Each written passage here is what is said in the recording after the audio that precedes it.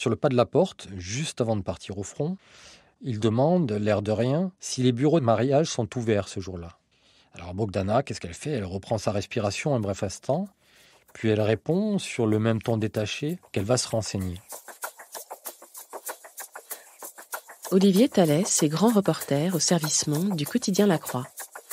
En mai 2023, il s'est rendu à Kiev où il a rencontré Bogdana, une jeune militante ukrainienne. Elle et son compagnon, un soldat volontaire, ont décidé de se marier quelques jours après l'invasion de leur pays par la Russie. Olivier Thalès a choisi de raconter leur histoire d'amour pour montrer comment la guerre en Ukraine bouleverse jusqu'à la vie intime de la population. Dans ce podcast, un journaliste de La Croix raconte les coulisses d'un reportage, d'une enquête ou d'une rencontre, ce qui s'est passé avant et comment il l'a vécu. Vous écoutez l'envers du récit.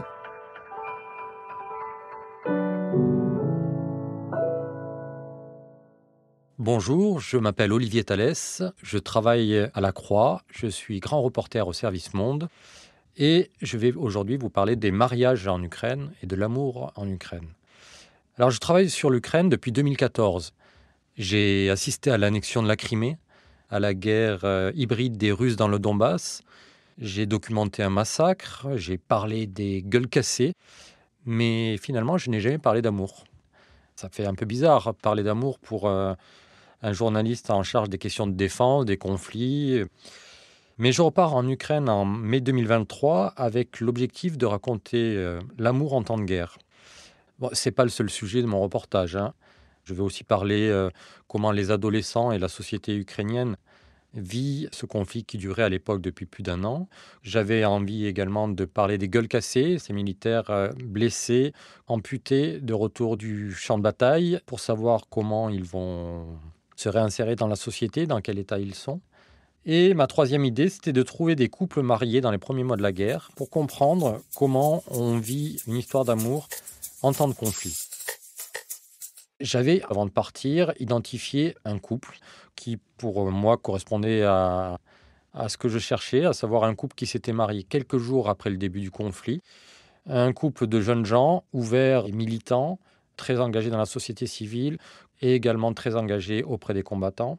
Un couple qui continuait de cultiver son amour à distance. Et ce qui m'intéressait beaucoup, c'était le rapport entre l'arrière et le front, entre la femme qui est à l'arrière et comment elle continue d'entretenir son amour et comment elle vit son amour avec son homme qui est sur le champ de bataille et qui risque sa vie. Donc toutes ces questions fondamentales qu'on retrouve sur tous les théâtres de conflit, j'avais envie de l'approfondir en Ukraine. Ce couple, comment je l'ai trouvé? Grâce à mes amis, tout simplement, et plus spécialement Anton Skipa. C'est ce qu'on appelle vulgairement un fixeur. À l'origine, ce n'est pas un journaliste. C'était quelqu'un qui travaillait dans un atelier photo, qui s'est retrouvé plongé dans la guerre du Donbass en 2014 et qui a commencé à travailler avec les journalistes, donc leur servir de traducteur, d'accompagnateur, d'aide pour trouver des contacts. J'ai longtemps travaillé avec lui.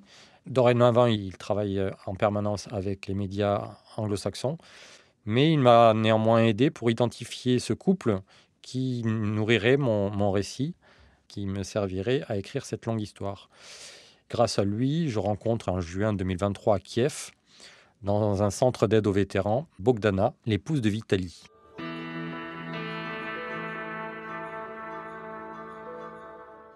Alors, leur histoire ressemble à celle de milliers de couples ukrainiens à cette époque-là. On les appelle les mariés de la guerre. Il faut savoir qu'au premier mois de l'invasion, l'Ukraine a connu une hausse spectaculaire des mariages, plus de 70% par rapport à mars 2021. Il y a beaucoup de raisons pour lesquelles on se marie à ce moment-là. Si le soldat vient à mourir sur le champ de bataille, la veuve n'aura rien sans un certificat de mariage en bonne et due forme. Alors on se marie à la chaîne, à la va-vite aussi. La guerre est devenue un accélérateur du mariage pour les couples qui hésitaient à passer à l'acte ou qui projetaient ça pour les années à venir. Donc je commence à discuter avec Bogdana dans un centre d'aide aux combattants, au centre de Kiev, où elle était d'abord bénévole et ensuite elle est devenue staff de ce centre. Immédiatement, le contact passe très très bien. Bogdana, c'est une jeune femme de 28 ans qui a les cheveux roux, qui est grande, qui a un port fier, qui en impose à ses interlocuteurs. qui est très à l'aise, qui n'hésite pas à raconter sa vie, même dans ses détails. Parfois, j'avais l'impression de devenir son psy. Je ne sais pas encore, mais on va engager une conversation qui va se poursuivre pendant 10 jours. Je la rencontrerai dans différents endroits, chez elle, dans les cafés, au restaurant, sur son lieu de travail. Et nous parlerons de sa vie et de la vie de son mari, Vitali, à raison de 3 heures par jour.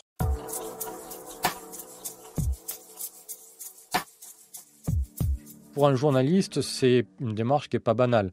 Habituellement, les entretiens sont beaucoup plus brefs. Mais là, il s'agit pour moi de nourrir un récit de 8 pages. Donc j'ai envie d'aller au fond des choses, qu'elle me raconte comment elle a vécu son mariage, qu'elle me raconte les détails de sa vie quotidienne, sa relation avec son mari. Et pour ça, ça prend du temps. Il faut établir un lien de confiance. Il faut poser énormément de questions très précises.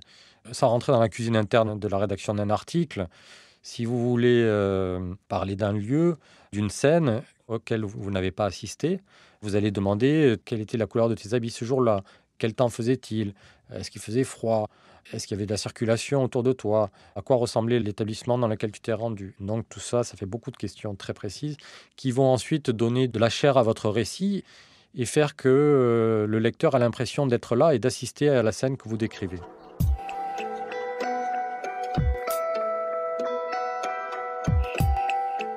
Comme je l'ai dit, je m'entends bien avec Bogdana parce que c'est une militante de la génération du Maïdan, la révolution de 2014 qui a mis fin au régime pro-russe du président Yanukovych. Et je connais bien cette génération puisque j'étais avec eux sur le Maïdan, je les ai accompagnés pendant des mois. Je comprends assez bien leurs valeurs, leur mode de fonctionnement, qui tourne autour de quelques principes, refus de l'héritage soviétique, indépendance de la nation, lutte contre la corruption. Bogdana et Vitali se sont rencontrés au ministère des Anciens Combattants. Ils sont patriotes jusqu'au bout des ongles. Bogdana a même tatoué sur son bras les paroles d'une figure de la résistance ukrainienne. J'ai évidemment demandé à Bogdana qu'elle me raconte son mariage et sa demande en mariage. Alors à quoi peut ressembler une demande en mariage au début de la guerre, au moment où les troupes russes foncent vers Kiev, et où tout le monde se demande combien de temps l'armée ukrainienne va tenir, quand le gouvernement ukrainien va capituler. Bref, on n'est pas très optimiste, du moins en Europe, à ce moment-là. Donc, Vitali a fait une étrange demande en mariage le 28 février 2022. Ce jour-là, il charge dans sa voiture des drones que Bogdana a collectés, puisqu'à ce moment-là, Bogdana s'est organisé avec d'autres volontaires pour rassembler du matériel qui servira ensuite aux combattants en première ligne. Sur le pas de la porte, juste avant de partir au front, il demande, l'air de rien, si les bureaux de mariage sont ouverts ce jour-là. Alors Bogdana, qu'est-ce qu'elle fait? Elle reprend sa respiration un bref instant, puis elle répond sur le même ton détaché qu'elle va se renseigner. Alors je lui demande est-ce qu'elle avait rêvé de ce genre de mariage. Évidemment, elle avait imaginé une demande en mariage en Géorgie, près d'une chute d'eau, de préférence en septembre, quand le soleil est doux. Alors je lui demande est-ce qu'elle est déçue par cette demande de mariage, et puis elle me répond non, c'est la guerre, pas le temps pour les émotions.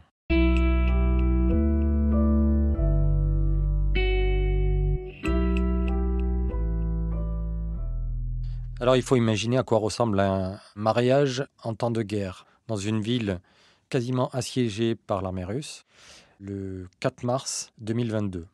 Bogdana et Vitali se retrouvent près de la mairie. Bogdana arrive de chez elle. Vitali, lui, vient directement du front avec 3 compagnons qui lui servent de témoins. Ils se retrouvent devant la mairie. Il n'y a personne. Il neige même. Il fait très froid. L'accueil est glacial. La babouchka qui se trouve à l'intérieur n'a pas envie d'être là. Elle a envie d'être chez elle et on la comprend parce qu'on entend le bruit des bombes à l'extérieur. Le mariage est expédié en 30 minutes. Ils sortent de la mairie avec leurs papiers. Ils sont accueillis par leurs témoins. Ils chantent une chanson ukrainienne. Ils débouchent une bouteille de Moët Chandon, du champagne français.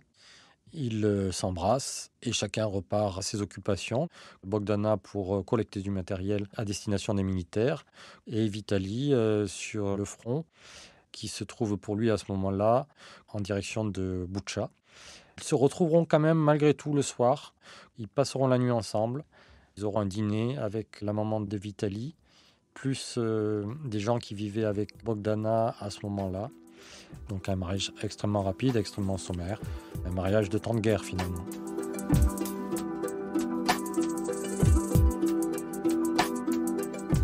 Alors cette histoire, moi, m'a particulièrement touché parce qu'elle résonne avec celle de mes grands-parents finalement. Et c'est aussi pour cette raison que j'ai choisi de te parler de ce sujet. Mes grands-parents, ils se sont connus pendant la Seconde Guerre mondiale. Mon grand-père était un jeune militaire sur un navire français stationné à Alexandrie en Égypte. Ma grand-mère était britannique qui vivait en Égypte et ça a été le coup de foudre. Ils se sont mariés très rapidement alors que les deux étaient mineurs mais ils avaient obtenu le droit de leurs parents respectifs. Et quelques jours après ce mariage, mon grand-père s'est embarqué sur un bateau et a fait la guerre jusqu'en 1945. Et pendant 3 ans, ils ne se sont pas vus. Et là, il n'y avait même pas de téléphone et quasiment aucun moyen de communiquer. Donc, ils se sont échangés 4 ou 5 lettres au cours des 3 années qui ont suivi. Alors, vous imaginez comment un jeune couple, à ce moment-là, pouvait cultiver son histoire d'amour. C'était quand même très, très limité. En Ukraine, pour Bogdan et Vitaly, c'est évidemment différent, mais il y a des similitudes. C'est que d'abord, la guerre, ça bouleverse l'intime, pour le meilleur et pour le pire. Bogdana me raconte comment son mari a été très rapidement touché et blessé par ce qu'il a vu, notamment à Boutcha. Boutcha, c'est cette banlieue en proximité de Kiev où les Russes ont commis de nombreuses exactions, des exécutions sommaires, des viols, etc. Et la ville a été très fortement traumatisée par la présence russe au mois de mars 2022. Vitaly a été un des premiers soldats à être rentré dans la ville. Il a vu les corps, des cadavres sur le bitume. Il a discuté avec des femmes qui avaient été agressées, pour certaines violées. Quand il est revenu vers son épouse, Bogdana, ça l'avait changé. Il était devenu plus insensible. Et même dans leur rapport intime, il pouvait devenir plus cassant, plus brutal, entre guillemets. Et quand elle me raconte ça, forcément, ça me parle beaucoup, puisque moi-même, j'étais à Boutcha. J'y suis arrivé quelques jours après Vitaly, mais j'ai vu l'horreur de l'occupation, l'horreur de ce conflit, et évidemment, on n'en ressort pas indemne. Quand on revient ensuite en France ou quand on discute avec ses proches, on n'a pas forcément envie de s'attarder. On n'a même pas du tout envie de raconter ce qu'on a vu, parce que le raconter, d'une certaine manière, c'est le revivre. Donc je vois très très bien ce que Bogdana peut ressentir et ce que Vitaly peut ressentir.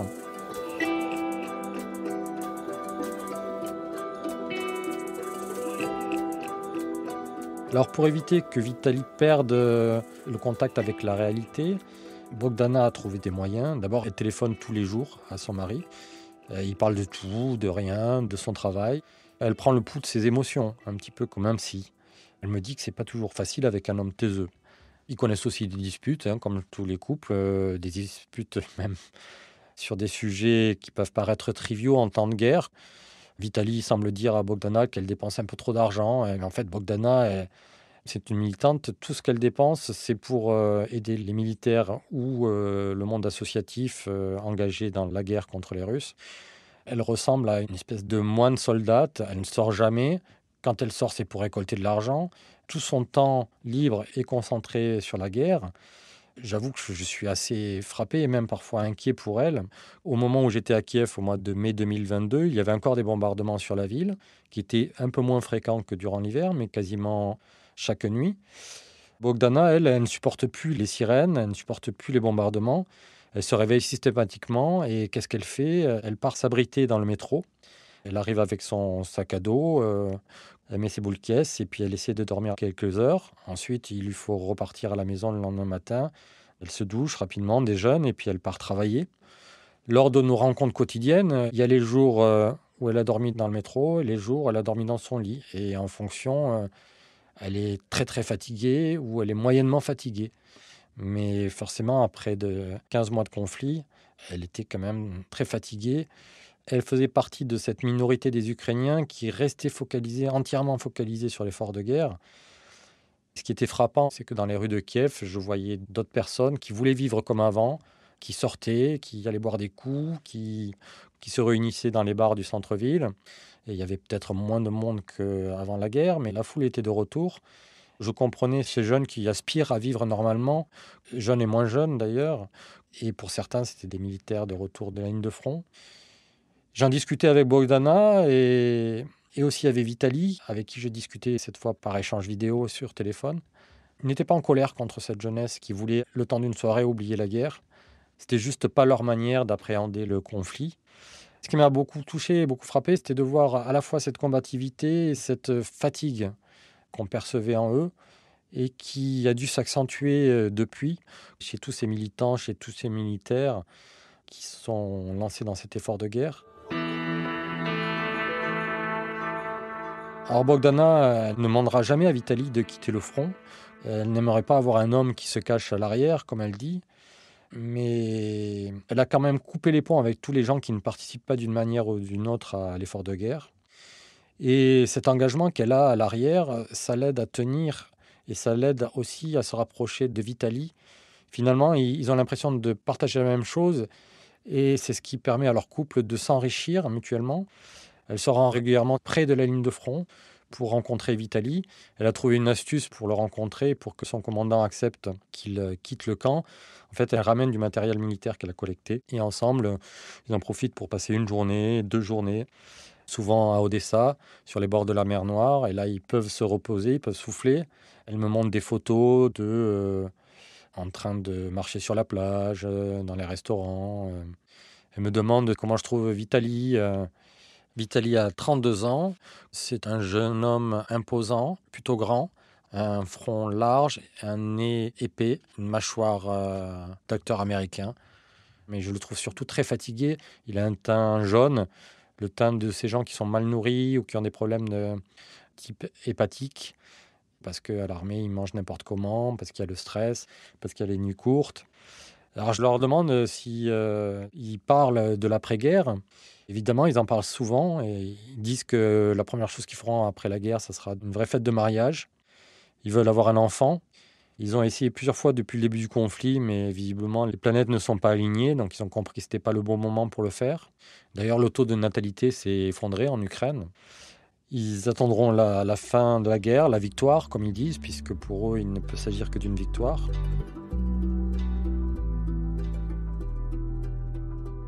Moi, je les quitte un peu tristement, comme toujours, quand je quitte l'Ukraine, en laissant tous ces hommes et ces femmes aux prises avec ce conflit. Aujourd'hui, je continue de discuter avec eux, enfin surtout avec Bogdana, puisque Vitali, c'est plus difficile, il est quand même très mobilisé sur la ligne de front. Elle m'envoie des photos, elle prend aussi de mes nouvelles. Elle me demande si la guerre continue de nous intéresser en France, si on est toujours prêt à soutenir l'effort de guerre ukrainien et la société ukrainienne en général. J'essaie de la rassurer, même si je constate une légère fatigue de l'aide de la part des Européens. Moi, de mon côté, je continue à suivre de près et j'essaierai dans le futur de réécrire une histoire autour de Bogdana et Vitali. J'aimerais beaucoup voir comment ils vivront aussi l'après-conflit, comment leur couple se transformera, évoluera, s'ils parviennent à traverser toutes les souffrances cachées, les blessures traumatiques que Vitali a dû subir et pour lesquels il ne s'épanche pas. Mais ils sont très conscients de tout ça et Bogdana sait bien que les divorces, ils arrivent après les conflits plutôt que pendant les conflits. Voilà ce que je voulais vous raconter sur ce couple qui m'a beaucoup touché et qui permet de comprendre aussi une autre facette de la guerre que l'on met finalement peu en avant.